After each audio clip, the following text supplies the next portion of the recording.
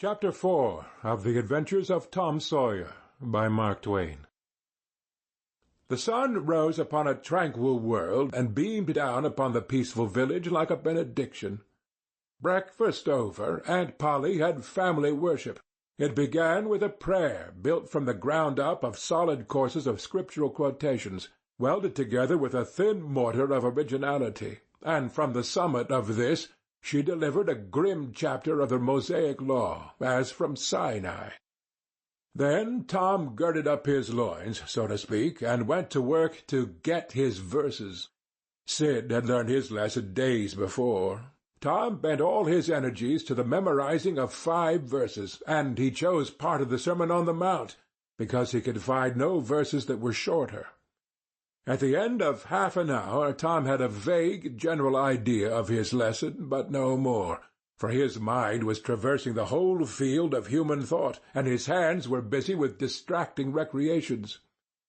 Mary took his book to hear him recite, and he tried to find his way through the fog. Blessed are the, Poor? Yes, poor. Blessed are the poor, In spirit? in spirit. Blessed are the poor in spirit, for Theirs.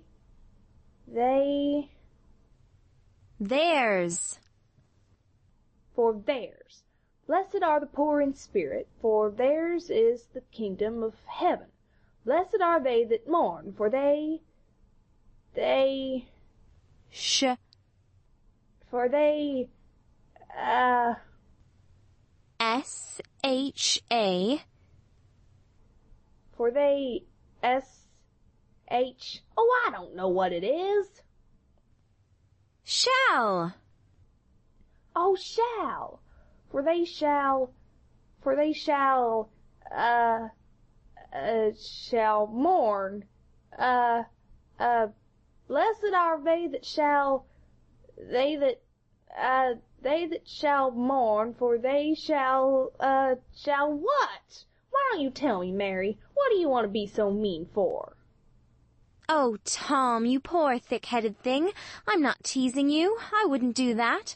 You must go and learn it again. Don't you be discouraged, Tom. You'll manage it. And if you do, I'll give you something ever so nice. There now, that's a good boy. All right. What is it, Mary? Tell me what it is. Never you mind, Tom. You know if I say it's nice, it is nice. You bet that's so, Mary. All right, I'll tackle it again. And he did tackle it again, and under the double pressure of curiosity and prospective gain he did it with such spirit that he accomplished a shining success. Mary gave him a brand-new Barlow knife worth 12.5 cents, and the convulsion of delight that swept his system shook him to his foundations. True, the knife would not cut anything, but it was a sure enough Barlow, and there was inconceivable grandeur in that. Though where the Western boys ever got the idea that such a weapon could possibly be counterfeited to its injury is an imposing mystery, and will always remain so, perhaps. Tom contrived to scarify the cupboard with it, and was arranging to begin on the bureau when he was called off to dress for Sunday school. Mary gave him a tin basin of water and a piece of soap, and he went outside the door and set the basin on a little bench there. Then he dipped the soap in the water and laid it down, turned up his sleeves, poured out the water on the ground gently, and then entered the kitchen and began to wipe his face diligently on the towel behind the door. But Mary removed the towel and said, Now, ain't you ashamed, Tom? You mustn't be so bad. Water won't hurt you. Tom was a trifle disconcerted. The basin was refilled, and this time he stood over it a little while, gathering resolution, took in a big breath, and began. When he entered the kitchen presently, with both eyes shut and groping for the towel with his hands, an honourable testimony of suds and water was dripping from his face. But when he emerged from the towel he was not yet satisfactory, for the clean territory stopped short at his chin and his jaws, like a mask. Below and beyond this line there was a dark expanse of unirrigated soil that spread downward in front and backward around his neck. Mary took him in hand, and when she was done with him he was a man and a brother, without distinction of colour, and his saturated hair was neatly brushed, and his short curls wrought into a dainty and symmetrical general effect. He privately smoothed out the curls with labour and difficulty, and plastered his hair close down to his head, for he held curls to be effeminate, and his own filled his life with bitterness. Then Mary got out a suit of his clothing that had been used only on Sundays during 2 years. They were simply called his other clothes, and so by that we know the size of his wardrobe. The girl put him to rights after he had dressed himself. She buttoned his neat roundabout up to his chin, turned his vast shirt-collar down over his shoulders, brushed him off, and crowned him with his speckled straw hat. He now looked exceedingly improved and uncomfortable.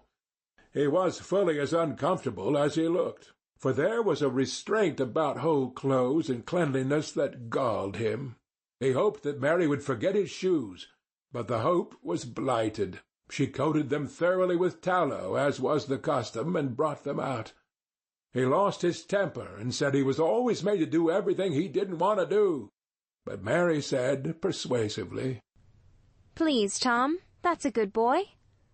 So he got into the shoes snarling. Mary was soon ready, and the 3 children set out for Sunday school, a place that Tom hated with his whole heart, but Sid and Mary were fond of it. Sabbath school hours were from 9 to 10:30, and then church service. 2 of the children always remained for the sermon voluntarily, and the other always remained too, for stronger reasons. The church's high-backed, uncushioned pews would seat about 300 persons. The edifice was but a small, plain affair, with a sort of pine-board tree-box on top of it for a steeple. At the door Tom dropped back a step and accosted a Sunday-dressed comrade. "Say, Billy, got a yellow ticket?" "Yes." "What'll you take for her?" "What'll you give?" "Piece of licorice and a fish hook."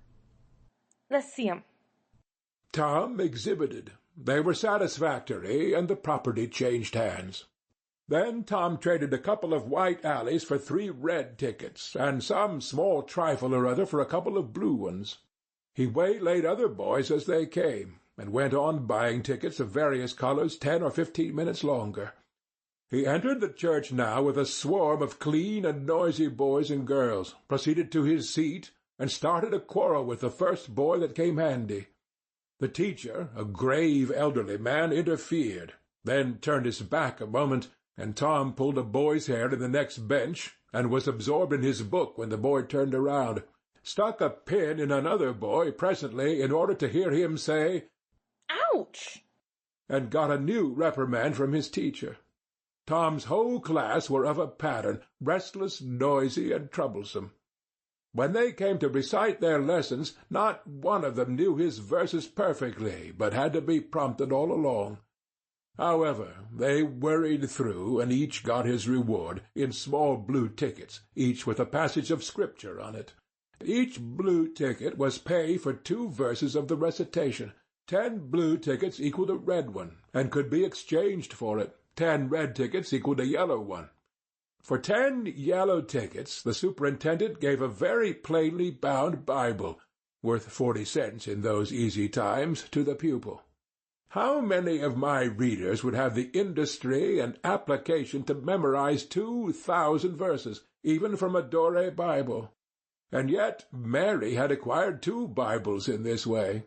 It was the patient work of 2 years, and a boy of German parentage had won 4 or 5.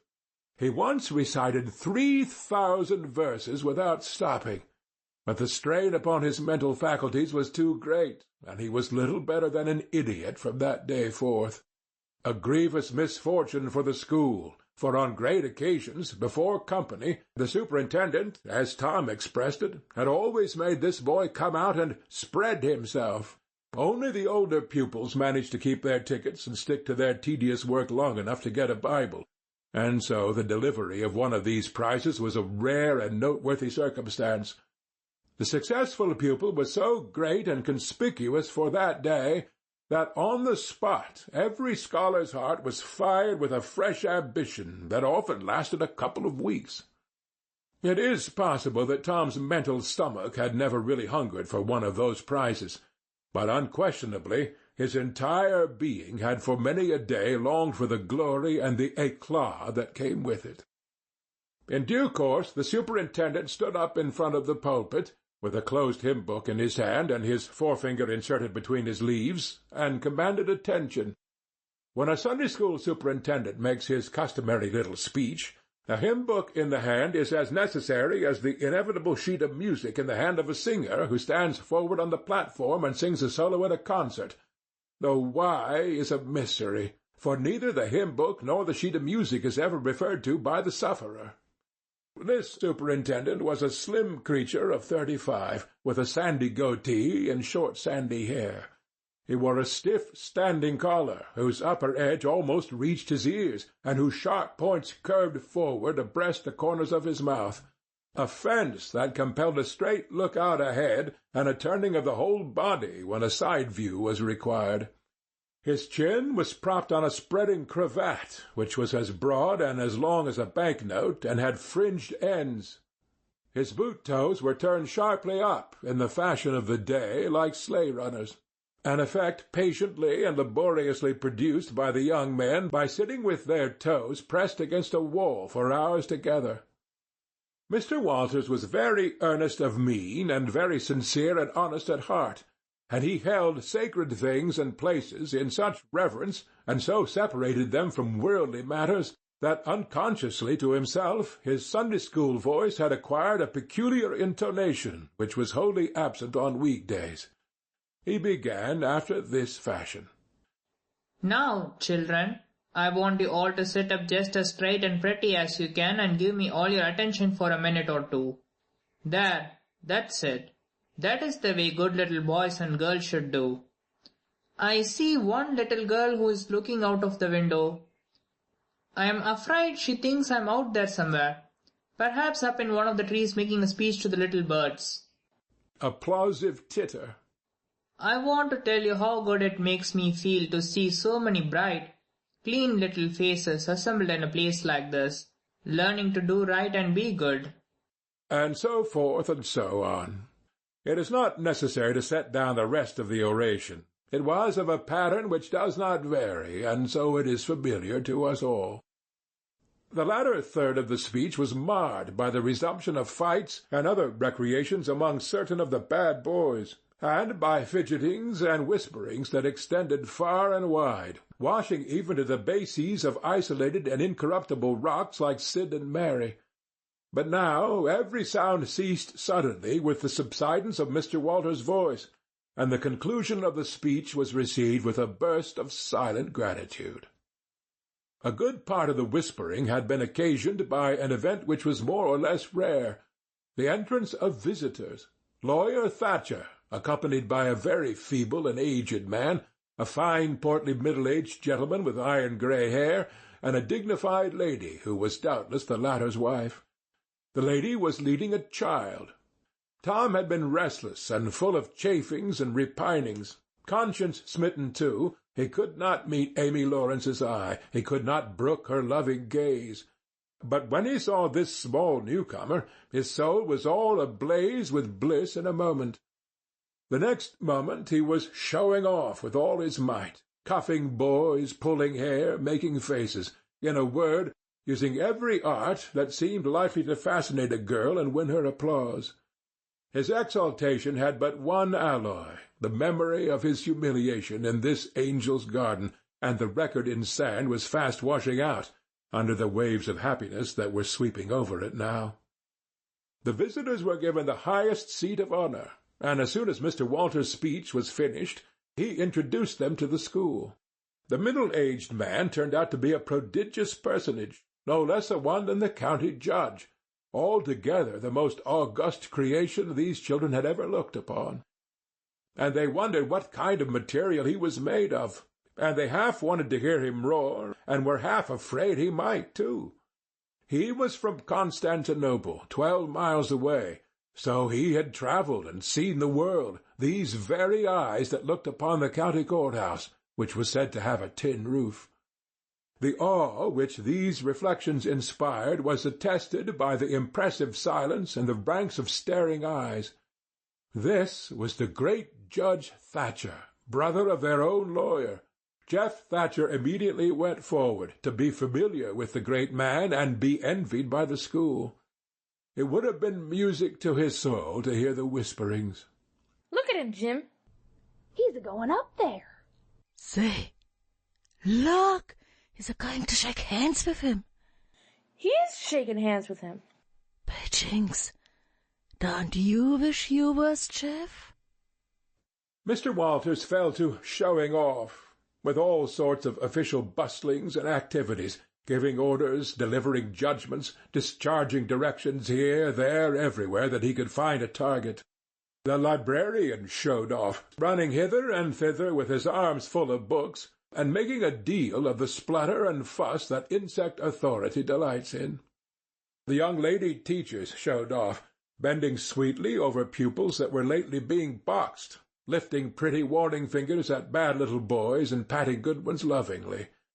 The young gentlemen teachers showed off with small scoldings and other little displays of authority and fine attention to discipline, and most of the teachers of both sexes found business up at the library by the pulpit, and it was business that frequently had to be done over again 2 or 3 times, with much seeming vexation.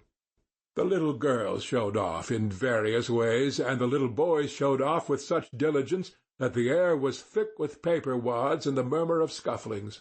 And above it all, the great man sat and beamed a majestic judicial smile upon all the house, and warmed himself in the sum of his own grandeur, for he was showing off too. There was only one thing wanting to make Mr. Walters's ecstasy complete, and that was a chance to deliver a Bible prize and exhibit a prodigy. Several pupils had a few yellow tickets, but none had enough. He had been around among the star pupils inquiring. He would have given worlds now to have that German lad back again with a sound mind. And now, at this time, when hope was dead, Tom Sawyer came forward, with 9 yellow tickets, 9 red tickets, and 10 blue ones, and demanded a Bible. This was a thunderbolt out of a clear sky. Walters was not expecting an application from this source for the next 10 years. But there was no getting around it. Here were the certified checks, and they were good for their face. Tom was therefore elevated to a place with the judge and the other elect, and the great news was announced from headquarters. It was the most stunning surprise of the decade, and so profound was the sensation that it lifted the new hero up to the judicial one's altitude, and the school had 2 marvels to gaze upon in place of one. The boys were all eaten up with envy, but those that suffered the bitterest pangs were those who perceived too late that they themselves had contributed to this hated splendor by trading tickets to Tom for the wealth he had amassed in selling whitewashing privileges. These despised themselves as being dupes of a wily fraud, a guileful snake in the grass. The prize was delivered to Tom with as much effusion as the superintendent could pump up under the circumstances, but it lacked somewhat of the true gush, for the poor fellow's instinct taught him that there was a mystery here that could not well bear the light, perhaps. It was simply preposterous that this boy had warehoused 2,000 sheaves of scriptural wisdom on his premises. A dozen would strain his capacity, without a doubt. Amy Lawrence was proud and glad, and she tried to make Tom see it in her face, but he wouldn't look. She wondered. Then she was just a grain troubled. Next, a dim suspicion came and went. Came again. She watched. A furtive glance told her worlds. And then her heart broke, and she was jealous and angry, and the tears came, and she hated everybody. Tom most of all, she thought. Tom was introduced to the judge, but his tongue was tied, his breath would hardly come, his heart quaked. partly because of the awful greatness of the man, but mainly because he was her parent. He would have liked to fall down and worship him if it were in the dark. The judge put his hand on Tom's head and called him a fine little man, and asked him what his name was. The boy stammered, gasped, and got it out. Tom. Oh, no, not Tom. It is... Thomas. Ah, that's it. I thought there was more to it, maybe. That's very well. But you've another one, I dare say. And you'll tell it to me, won't you? Tell the gentleman your other name, Thomas, and say sir, said Walters. You mustn't forget your manners. Thomas Sawyer, sir. That's it. That's a good boy. Fine boy. Fine, manly little fellow. 2,000 verses is a great many. Very, very great many. And you can never be sorry for the trouble you took to learn them, for knowledge is worth more than anything there is in the world. It's what makes great men and good men. You'll be a great man and a good man yourself some day, Thomas, and then you'll look back and say it's all owing to the precious Sunday school privileges of my boyhood. It's all owing to my dear teachers that taught me to learn. It's all owing to the good superintendent who encouraged me and watched over me and gave me a beautiful Bible, a splendid, elegant Bible to keep and have, all for my own always. It's all owing to right bringing up. That is what you will say, Thomas. And you wouldn't take any money for those 2,000 verses. No, indeed, you wouldn't. And now, you wouldn't mind telling me and this lady some of the things you've learned. No, I know you wouldn't, for we are proud of little boys that learn. Now, no doubt you know the names of all the 12 disciples. Won't you tell us the names of the first 2 that were appointed? Tom was tugging at a buttonhole and looking sheepish. He blushed now, and his eyes fell. Mr. Walters's heart sank within him. He said to himself, it is not possible that the boy can answer the simplest question. Why did the judge ask him? Yet he felt obliged to speak up and say, Answer the gentleman, Thomas. Don't be afraid. Tom still hung fire. Now I know you'll tell me, said the lady. The names of the first 2 disciples were David and Goliath. Let us draw the curtain of charity over the rest of the scene. End of chapter 4.